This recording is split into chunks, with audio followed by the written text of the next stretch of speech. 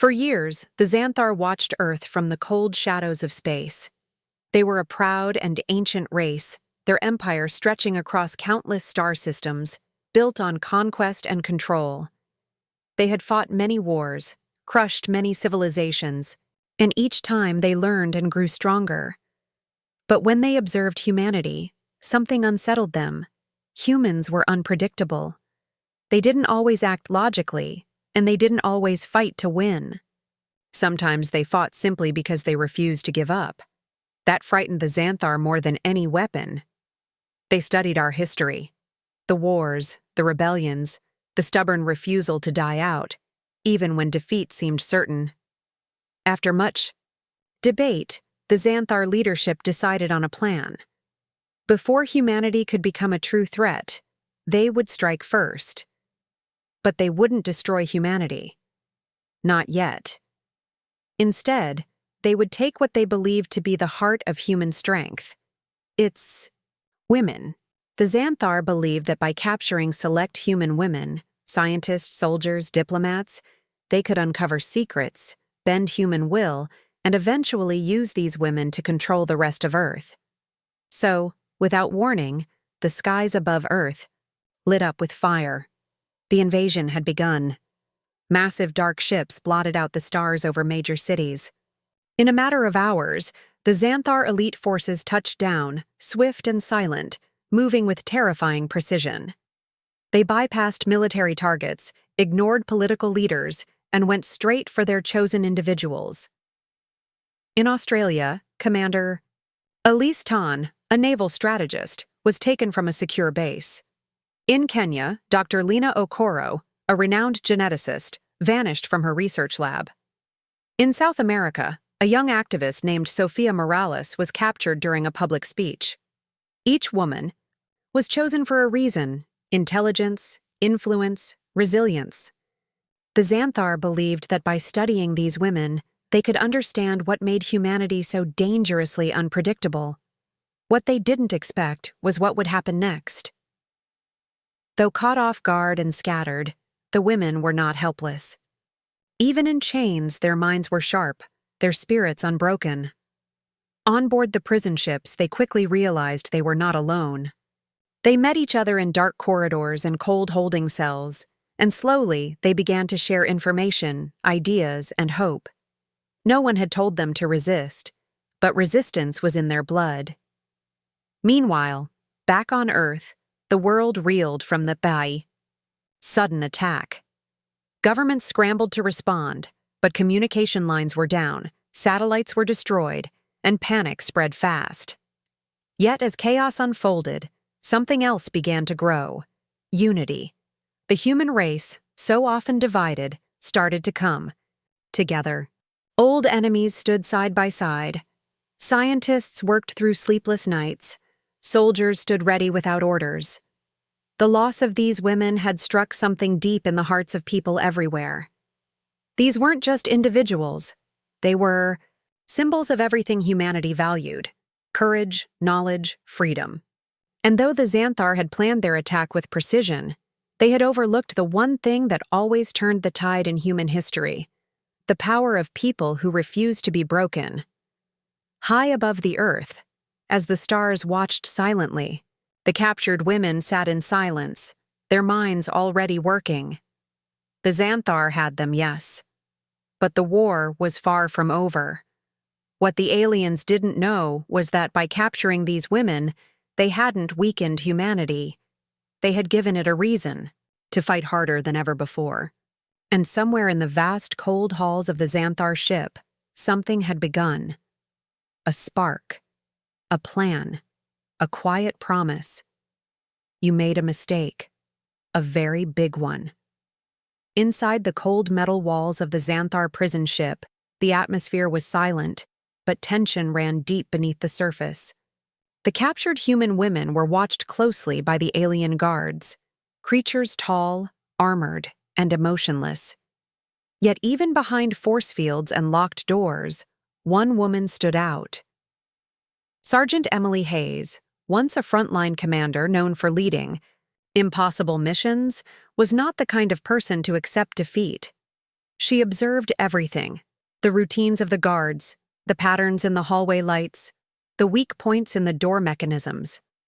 Emily knew fear well, but she had never let it stop her, and she didn't plan to start now.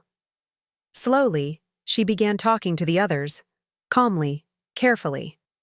Some of them were frightened, others angry, and some were already planning escape in their minds. There was Dr. Lena Okoro, whose deep knowledge of genetics and alien biology would later become essential.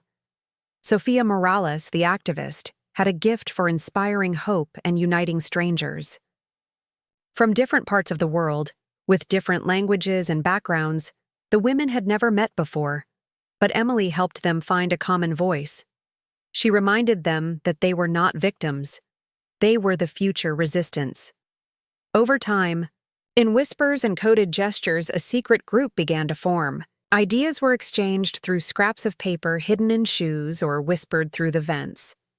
Some women had military backgrounds, others had engineering knowledge.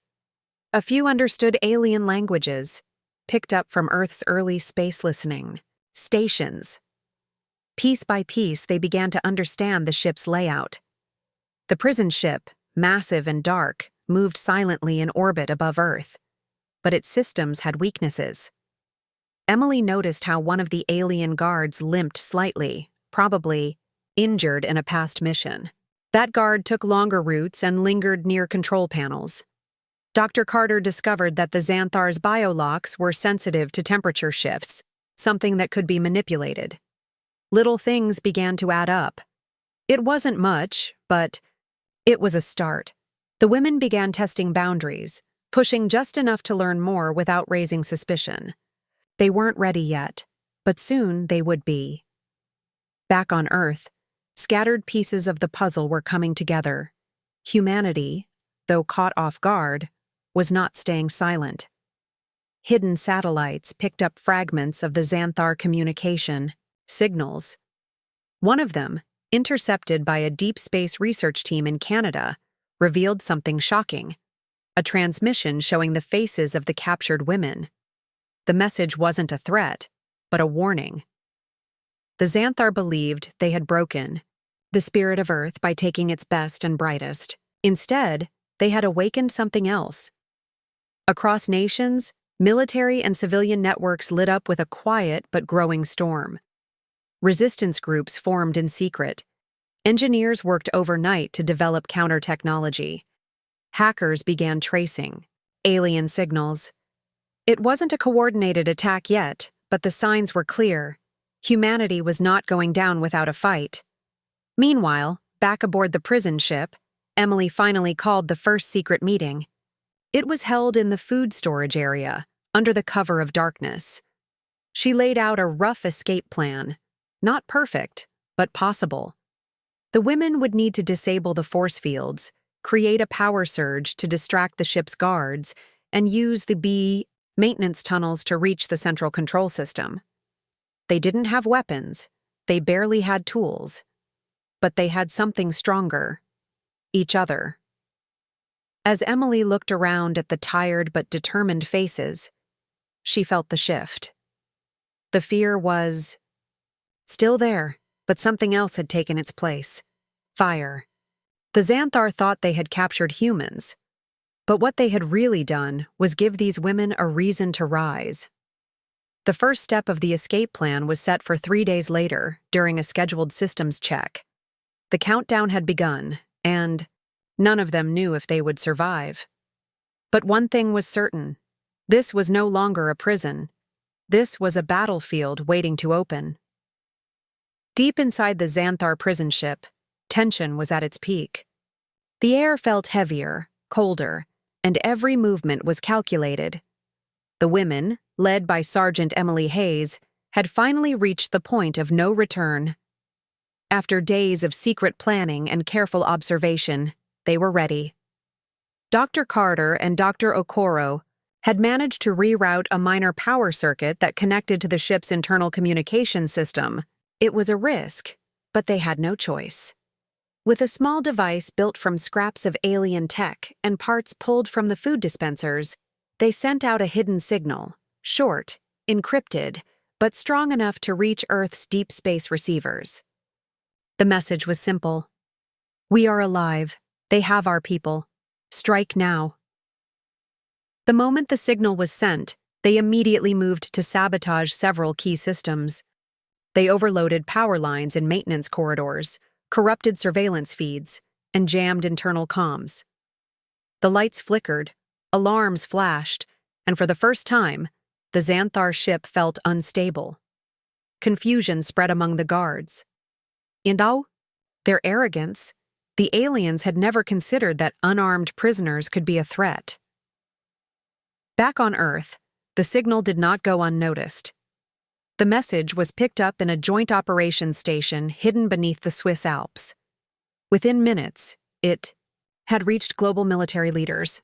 The images of the captured women appeared on screens in underground bunkers, mobile command units, and hidden research bases.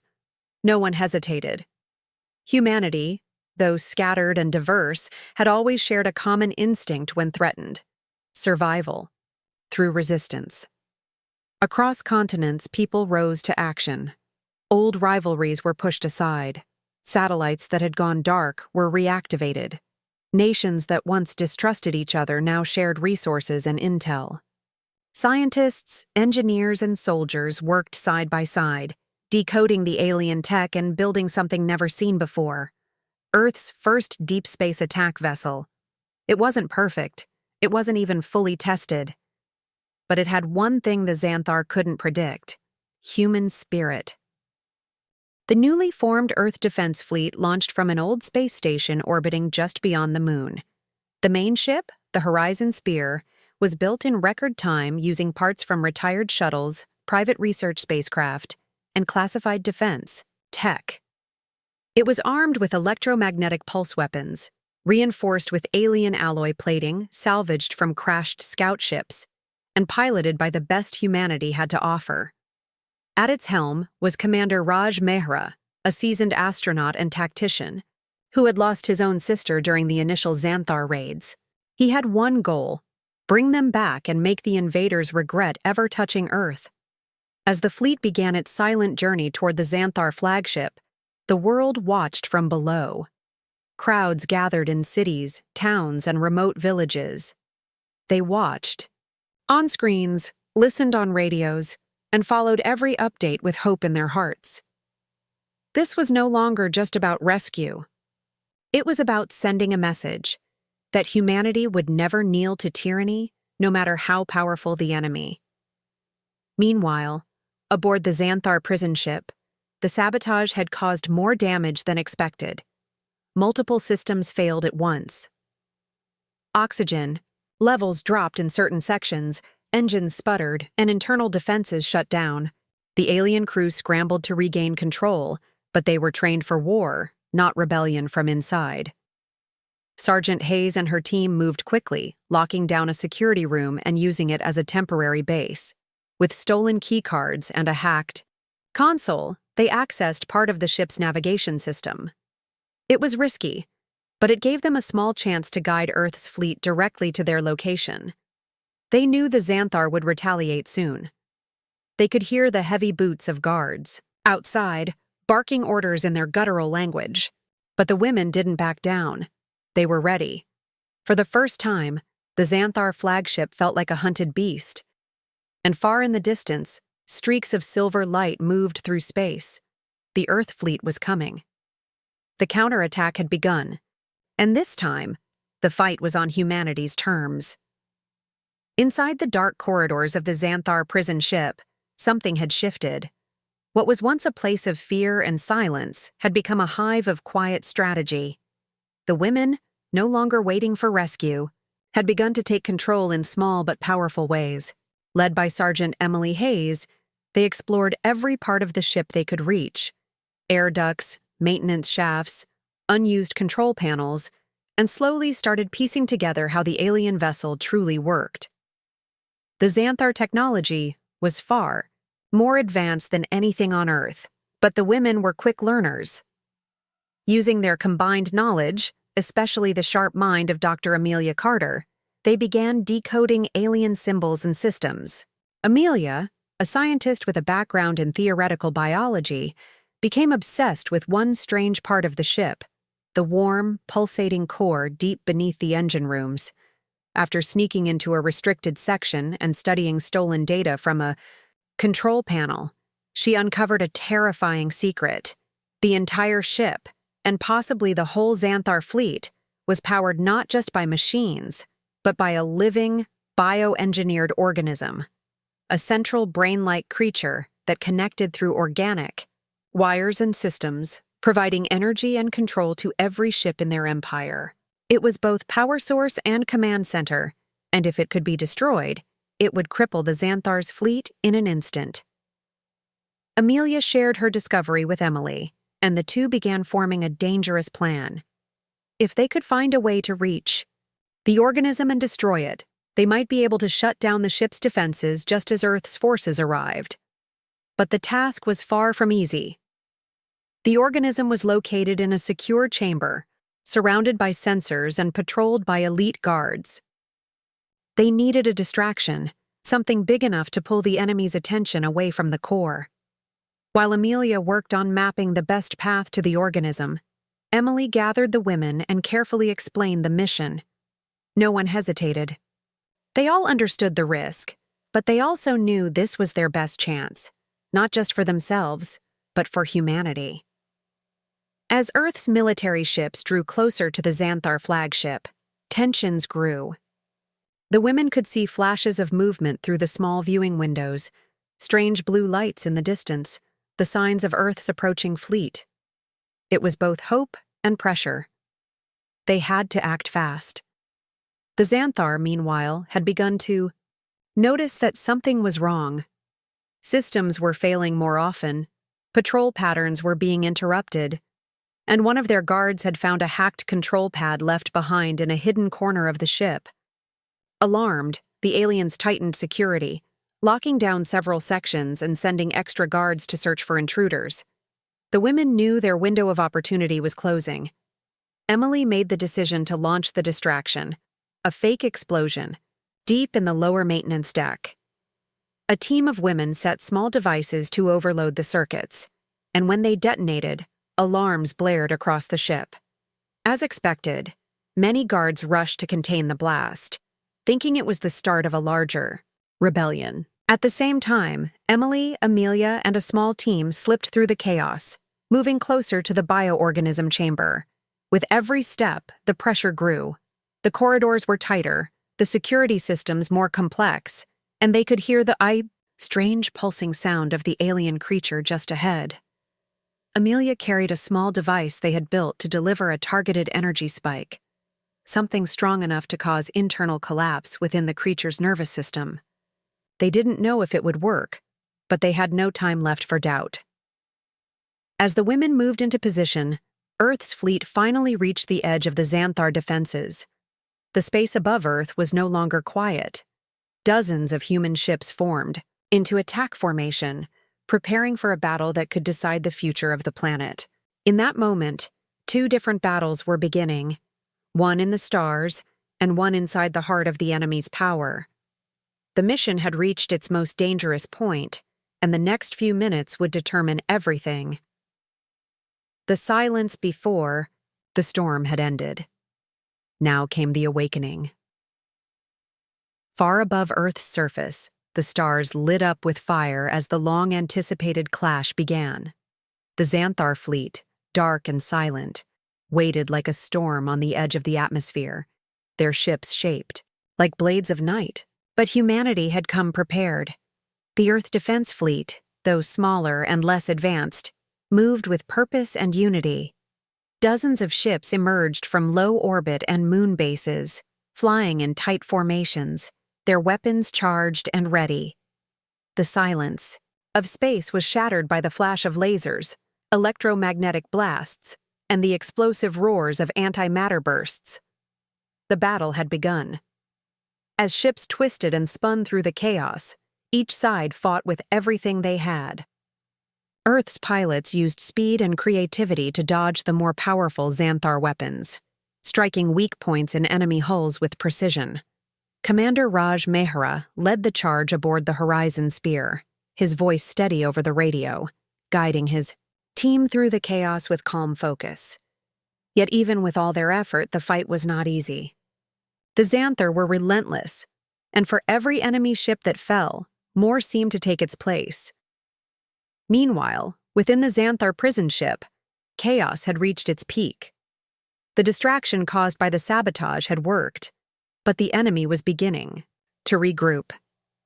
Sergeant Emily Hayes led her small team through narrow corridors, ducking under flickering lights and avoiding falling debris. Every step brought them closer to the chamber that held the alien bioorganism, the strange living brain that powered the ship, and possibly the entire fleet. The path was not clear. Guards appeared around corners, and sudden defense systems activated without warning. But Emily stayed sharp, using every ounce of her combat training to guide the group through. She gave quick hand signals, took the lead in dangerous moments, and didn't hesitate to act when the team was threatened. Behind her, Dr. Amelia Carter worked quickly to hack into sealed doors and reroute the alien systems. She had memorized every symbol, every strange code in the Xanthar language, and now it was being put to the test. The deeper they went, the stranger the ship became. The walls seemed to pulse with energy, like veins carrying power from the living organism at its core. The lights shifted from bright white to an eerie red, and the air felt heavier. It was clear they were getting close, but so were the enemy, reinforcements. Alarms blared again, louder this time, and more guards arrived with advanced weapons and armor. A short but intense fight broke out near the lower engine bay.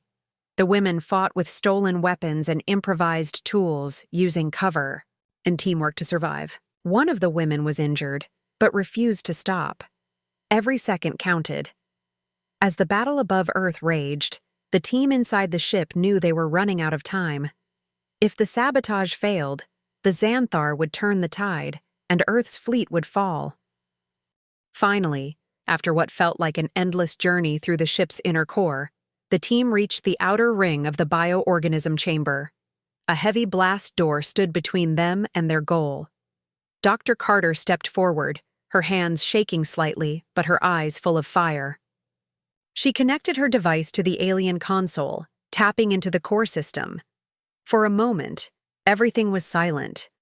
Then the lock began to disengage, one bolt at a time. Behind them, they could hear the distant sounds of running footsteps. Xanthar, guards closing in fast. Emily raised her weapon, ready to hold the line, while the others prepared for whatever was inside the final chamber. The door opened with a low hiss, revealing a strange glow beyond. The fate of the battle above, the safety of Earth, and the future of all humanity now rested on what they would do next. The final move was coming, and they had only one chance to make it count. The chamber of the Xanthar bioorganism pulsed with a dim, otherworldly glow, casting long shadows across the floor as Sergeant Emily Hayes and Dr. Amelia Carter stepped inside. The massive alien brain-like structure floated within a column of translucent liquid, connected to the ship through thick, glowing veins that ran along the walls and ceiling. The moment they entered, alarms screamed louder, and the temperature dropped as if the ship itself sensed the danger. Behind them, the rest of the team held off waves of Xanthar guards who had finally realized the threat. Laser fire lit up the corridors, and every second bought by the women outside was another second Emily and Amelia needed. The plan was simple but dangerous. Plant the explosives around the organism's neural cluster and escape before detonation. But nothing had gone according to plan so far, and now everything hung by a thread. As Amelia located the weak points in the creature's outer shell, Emily set the charges with trembling hands, her mind focused but heart racing. They knew they only had one shot. If they failed, Earth's fleet would be overwhelmed, and the Xanthar would crush what little resistance was left. Above the planet, the sky was a battlefield. Earth's fleet, though outnumbered and outgunned, pushed forward with unshakable determination.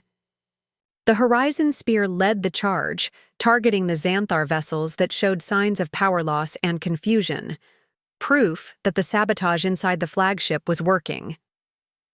Commander Mara directed his forces toward strategic targets, exploiting every opening. Despite heavy damage, the human ships moved like swarms of hornets, agile and fearless. A single ship, piloted by a young lieutenant named Ava Reese, managed to breach the Xanthar defense perimeter and fire a direct hit into their supply carrier, causing a chain reaction that lit up the darkness with blue fire. Still, the enemy fought, hard, refusing to retreat, certain their central core would recover. But they didn't know what Emily and Amelia were about to do. Inside the chamber, the charges were finally set. Dr. Carter activated the timer, a countdown of 2 minutes.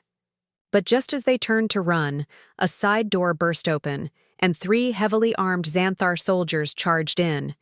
Emily reacted instantly, taking cover behind a support beam and returning fire. Amelia, caught in the open, scrambled toward the nearest console, trying to trigger the security lock to buy them time. The firefight was brutal. Sparks flew, metal shattered, and the alien guards advanced without fear. One shot grazed Emily's shoulder, but she kept firing, keeping their attackers away from the core. Amelia, breathing heavily, slammed her hand onto the console and screamed in frustration as it denied access. Then, suddenly, it unlocked. She managed to seal the door behind them just as another wave of guards approached from the other corridor.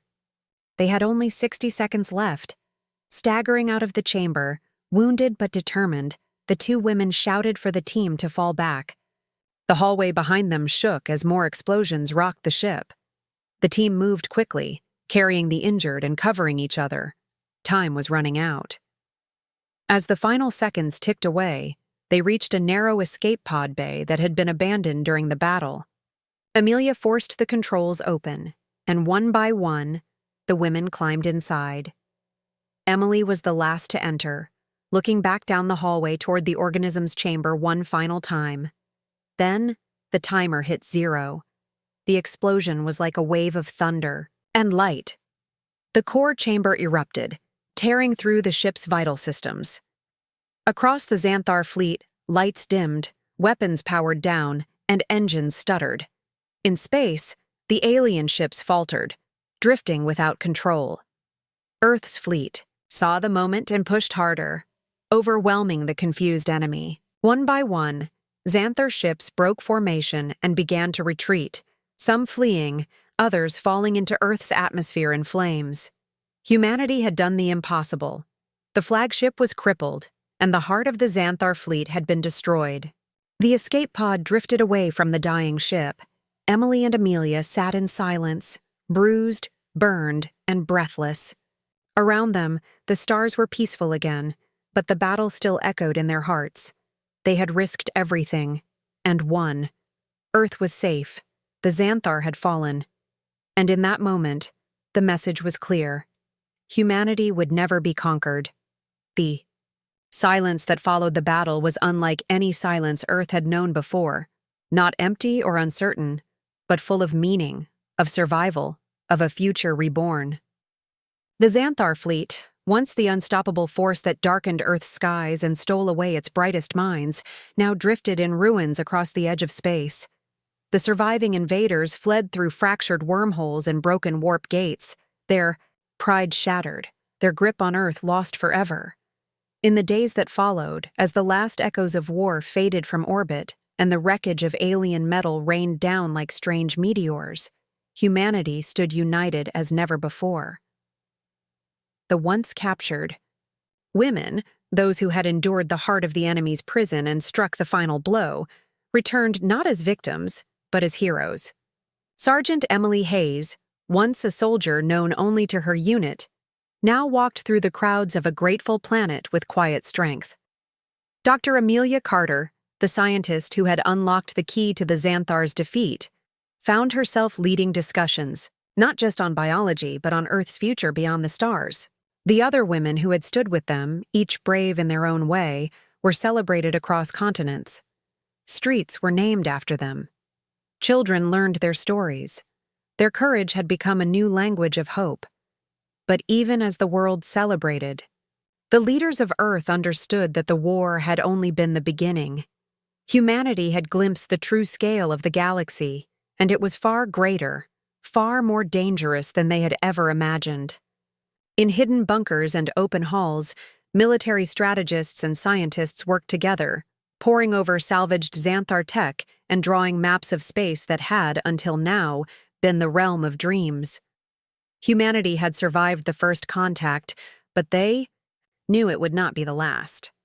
So they prepared. Factories began to produce new types of ships, not just for war, but for travel, for exploration, for understanding. Old divisions between nations melted into cooperation as Earth became one voice, speaking not only of survival, but of purpose. New alliances were formed, not for territory, but for learning and reaching beyond. In this time of rebuilding, there was pain, of course. Many lives had been lost and many homes destroyed.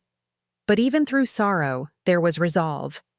Humanity had tasted defeat, fought through it, and risen stronger. Sergeant Hayes and Dr. Carter stood together one evening on a high platform overlooking the Pacific, watching the first of Earth's exploratory vessels rise into the sky. The ship was named the Phoenix Dawn, and it shimmered in the fading light like a promise. Around them, survivors of the battle, civilians, soldiers, and leaders, watched in silence. Emily didn't say much. She never had been one for speeches. But her eyes said enough. Beside her, Amelia spoke softly. "They came to control us, but we changed everything instead." Emily gave a small nod. "They thought they were capturing us," she said, her voice calm and certain. "But in the eye. And we captured their destiny." Those words were broadcast across the globe, echoing through every city and every home, carried on radio waves and digital screens. They were repeated in classrooms, in ceremonies, even in songs. Because they didn't just describe a victory, they marked a beginning. The age of fear was over. The age of humanity had begun. As the Phoenix Dawn disappeared into the sky, on a path toward distant stars and unknown challenges, there was no longer doubt in Earth's place in the universe. For the first time, humanity wasn't hiding in the dark or waiting to be discovered. They were reaching outward, ready to meet whatever lay beyond. And this time, it would not be as prey or as prisoners. It would be as equals, as explorers, as the future.